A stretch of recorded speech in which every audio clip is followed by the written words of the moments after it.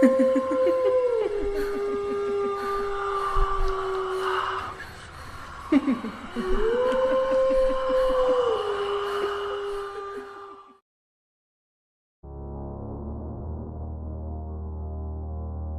hello, my lovely lilies.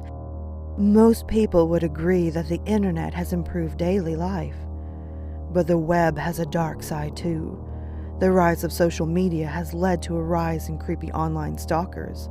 These real-life creepy stalker stories are absolutely chilling, and it's telling that so many of them begin with a seemingly innocent online meeting. If you're looking for an excuse to limit your internet time, these Reddit stalker tales will give you plenty of reasons to log off. They contain some of the most skin-crawling descriptions of stalking that you might ever read or listen to. From ex-boyfriends who just can't seem to take a hint, to strangers who lovingly pen pal poems to the objects of their obsessions. This video has it all.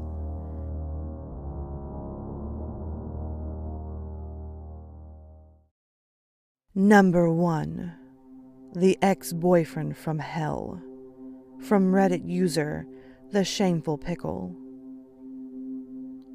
A high school boyfriend. I, a senior, split up with him, the junior. He was already controlling, judgmental, and abusive. I was moving on to college at the local university anyway. When he went frickin' crazy, I mean, lost his mind frickin' crazy. He began by threatening messages, about 200 a day, phone calls, showing up during my classes, showing up at my house. He broke into my car and sat in the back seat. My best friend and I had gone to the movies. We came out and I was going to drop her off at home, and she noticed a huge mark on the passenger side of the car. She looked in the back seat, and there he was lying on the floor trying to hide. So I bought a new car and new plates. He broke into my dorm room. I then left the dorms because I felt unsafe. I moved into an apartment not far from the college campus with 2 female roommates. He found out where I was living and broke in there too while I was in the shower. I told him to get the F out, and he came after me with a knife. I had to call the cops and lock myself in the bathroom. Of course, he was gone by the time the cops showed up. I was dating a newer guy who was an absolute gentleman, and I warned him about the ex-boyfriend. Ex-boyfriend crashes one of our dates and jumps the new guy. With 5 friends, I also ended up with my face smashed in for being a cheating whore. I moved back into my parents' house. Ex-boyfriend attempted to break into my parents' house at 5 o'clock on a Sunday. So, my entire family was home. Dad caught him and put a gun in his mouth. That was the end of that. Dad is 6'5" and ex-military and very frickin' scary. Edit. Dad did not kill him. However, I think that it scared X enough. He has left me alone for 5 years now. I travel back home frequently, and when he sees me, he looks the other way.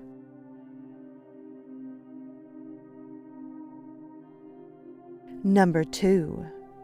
Why aren't you online? From Redditor, The Night Battles. This happened to me during my first year of university in October. I was living in the dorms, and I need to give you a brief rundown of the dorms. You need a keycard to gain access to your specific floor. So even though someone on the 3rd floor and the 4th floor live in the same building, they cannot access each other's floors. I had injured myself playing sports, so I was under strict orders to rest, which meant no Halloween parties for me.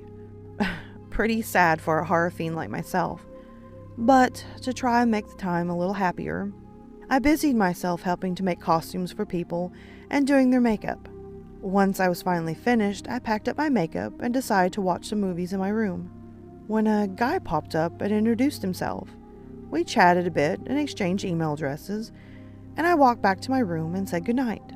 The first warning sign was when he walked into my room behind me, despite me saying I was going to walk into my room. I felt really awkward and tried to say in a roundabout way that he needed to leave, but he wasn't getting the hint.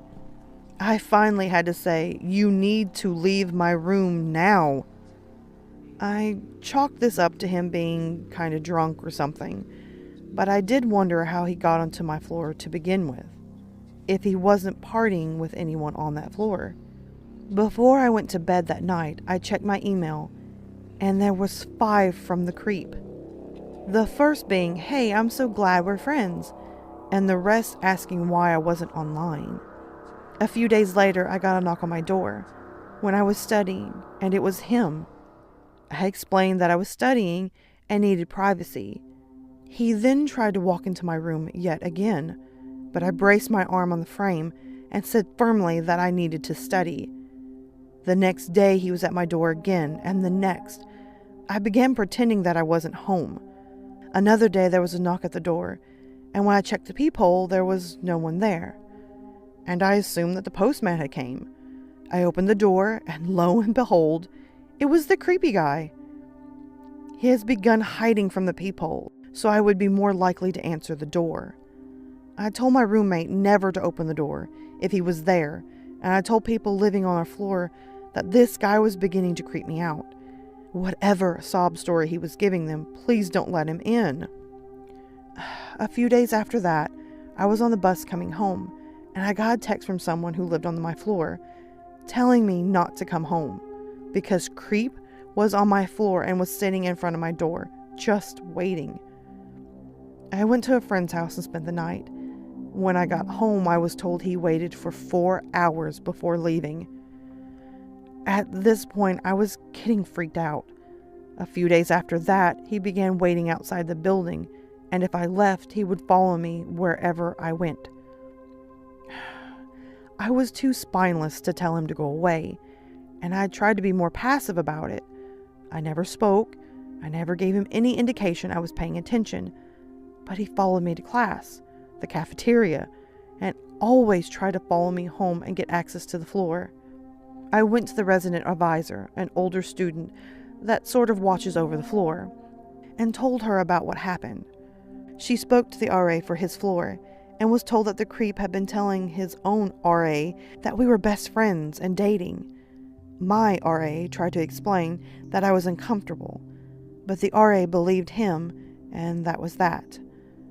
Thankfully, one thing did deter him. He would never approach me if I was with a group of people. So my floor mates banded together. If I went to dinner, I went with my floor, and if I wanted a drink or seconds, someone had to come with me. Walking to class and even waiting for the bus was done in a group. He got onto my floor once when someone else was coming home, and he forced his foot in the door and let himself in. I was hidden in another room, and when he left my door to go and sit in the television lounge to wait for me, I went upstairs and ran around to the other side of the building and got into my room before he noticed. Then the phone calls began. I never gave him my number, but he somehow obtained my mobile and room phone. And at first it would be 1 to 2 phone calls a day until I told him I wanted him to leave me alone. Then the calls began coming in every hour, with him begging and pleading for me to talk to him. Without caller ID, I needed to answer the phone because of school and my part-time job.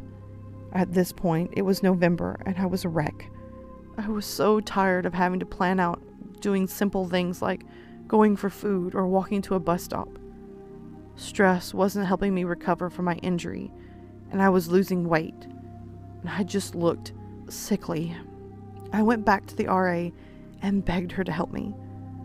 She went to the head of the dorms and explained everything that had happened. I explained how far this had gone, and my roommate told them that he had followed her a few times, demanding she tell him where I was. I felt awful. She never told me this because she was afraid of upsetting me further. I felt like such a horrible friend for putting her through this garbage. I don't know what went on behind closed doors. From what I guess, He was told to leave me alone, and any further contact would result in him being kicked out of the dorms. There was one email where he went insane on me, telling me how awful I was. How could I do this to him? We were so happy together. Surely I was cheating on him with another man. After that, nothing. At first, when I'd see him around campus, I would run to the women's toilets to hide. I see him around town or on campus, and he always just stares at me. Never tried to approach me, never tried to get my attention, just staring. I used to walk by and try to pretend I didn't notice him staring, and I'd try to act like my heart wasn't pounding.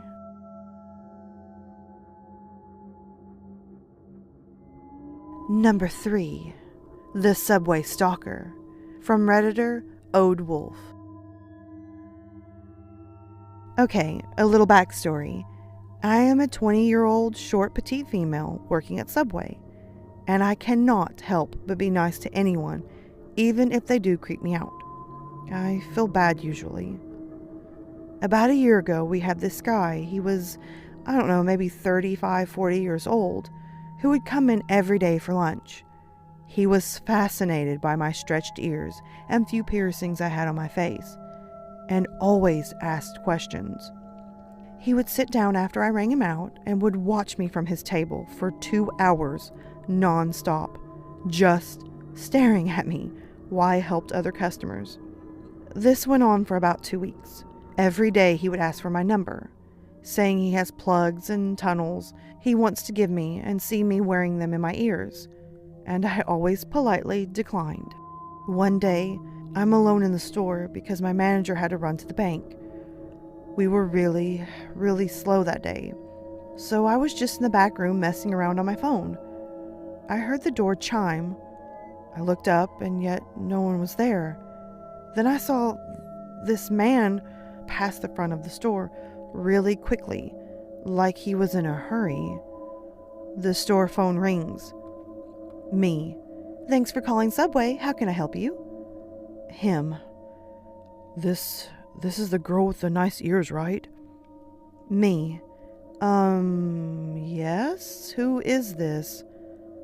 Him. Are you alone in the back room right now? Are you working by yourself? At this point, I really got creeped out, and I knew it was him. I hung up and texted my manager the situation so she would hurry back. He called again, this time asking me very weird questions, like what I would do with him in a room if the door was locked, if I had a boyfriend, why was I playing hard to get, etc. My manager gets back and I tell her everything. In the middle of the lunch rush, he calls again. This time my manager answers, and to this day she never told me what he said, but the look on her face made my spine shiver. She told him if he called again or showed up here, she would call the police. I thought that was the end of it, but at last I was wrong. 1 week later, I'm clocking out and getting ready to walk to my car parked in the front. When I look outside, I see him standing by my car and looking inside of it. I was such an idiot. I left the back door unlocked. I watched him crawl inside and shut the door. The creep was trying to hide in my frickin' back seat and do God only knows what to me when I got in. My manager locked the front door of our store and called the police. When they arrived, they had to pretty much drag him out of my car, and he was arrested. On him was a butcher knife, a rope, and a rag with chloroform on it. If I hadn't looked up when I did, I would probably be dead right now.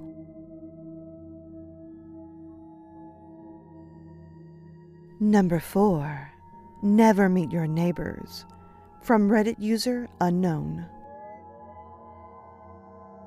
When I first moved into a new place and a new town, I had left home one evening and accidentally left our garage door open. So I text my husband to tell him so he would go home and close it. He gets there and tells me it's not open. That's strange, but okay. The next day, I'm taking my trash out and my neighbor was outside. He introduced himself and told me that the night before he noticed me leaving, I left the garage door open, so he went inside and closed it and let himself out through the front door. Only locked the doorknob. Then he sent me a Facebook friend request. I'm assuming he looked at my mail on my counter and found out my full name. After this, he wrote me poems and taped them to my door, left gifts on the front porch, made crazy Facebook posts about a woman he was in love with who was forbidden because I'm married. One Saturday night, I came home really late, and I was finishing my cigarette outside of my garage before going in. He was sitting outside in a chair, blistering drunk. He approached me and started talking about someone named George. I had no idea what he was going on about, and I was confused. I asked him if he had company. He walked into the garage and came out with a box containing George.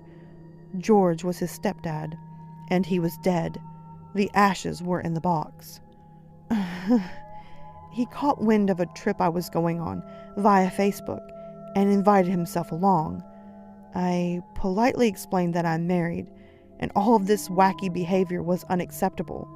A few days later, I had gone on a walk with my husband, and we left through the garage, leaving the door open. He messaged me on Facebook and told me he left a gift for me in my garage. When I got back, I found a bunch of camping gear inside a giant Easter egg. After I got back from the trip, he showed up at our door at midnight, drunk, and banging on the door. We had no choice. We moved.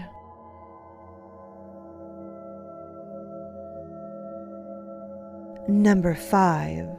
When stalking becomes verbal abuse. From Redditor, Singular Potato.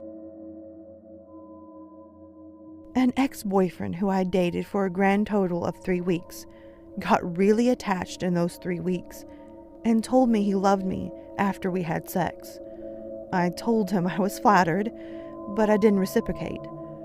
I decided to break up with him soon afterwards because he was far too intense for me, and I told him this. And then the abuse began. He began texting, calling, and Facebook messaging me incessantly. It varied wildly what he'd say, begging for me to come back, come over for sex, graphically detailing how he hoped I would die, telling me what a slut I am, and etc. I blocked him from my phone and on Facebook and Snapchat. After he ignored my request to stop contacting me, he began messaging me through the accounts of mutual friends, without their permission, I later found out, and leaving me about 10 voicemails a day. He even got a hold of my work email, which I never gave him, and sending me long paragraphs in which he would bounce wildly between lamenting his love for me, diagnosing me with various mental illnesses, which was everything from bipolar disorder, depression, anxiety, MPD, and many more diseases. It was a new one each time. He even dragged up the one time we had sex into this, and telling me that I was broken because why would I not want him? I ended up getting a new email to use at work because it turns out you can't block someone from emailing you. I once again sent a single line in a reply. It just said, "Stop contacting me." He wasn't done there. He had previously been text messaging me, which he was blocked from doing. He found out that my MacBook can receive iMessages from his iPad, using my personal email address, which he did have. So here came the iMessages, mostly pictures of body parts he found on 4chan, if you know what I mean, while calling me a slut and a whore, and taking screenshots and posting my angry and distressed replies to his friends' group chat. Screenshots of this group chat got sent to me. Thankfully, the mutual friend in that chat was actually sticking up for me. Everyone else was telling him to try to have hate sex with me. I ended up turning off the iMessage function on my Mac altogether, so he couldn't do any more. Again, I asked him to stop contacting me, this time threatening legal action to stop it. which he allegedly thought was hilarious. I ended up going to the police, and they gave him a call, telling him that they knew what was going on and that stalking charges would be pressed if he kept going. They told me to text him in front of them and tell him the call was coming. His reply made me angry beyond all reason. "Stop contacting me now, witch. I've had my fun." I didn't reply under instructions from the police, but I went home and I threw things around in anger for about 10 minutes. I haven't heard from him since. I guess that's a bright side.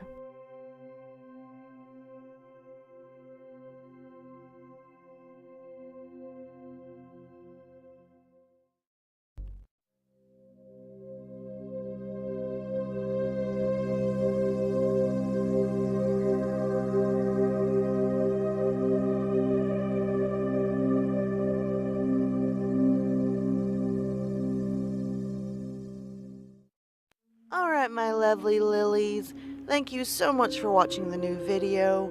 If you can, hit that subscribe and like button, comment below and tell me your thoughts. Also, don't forget to tap the little notification bell so you're always in the know on this channel. As well, guys, you can always find me on Twitter, Instagram, Snapchat, and always you can hit me up in my emails. Feel free to send me your stories, whether they're fiction or totally true. I'm always up for some great stories. And oh, by the way, until next time, sweet dreams.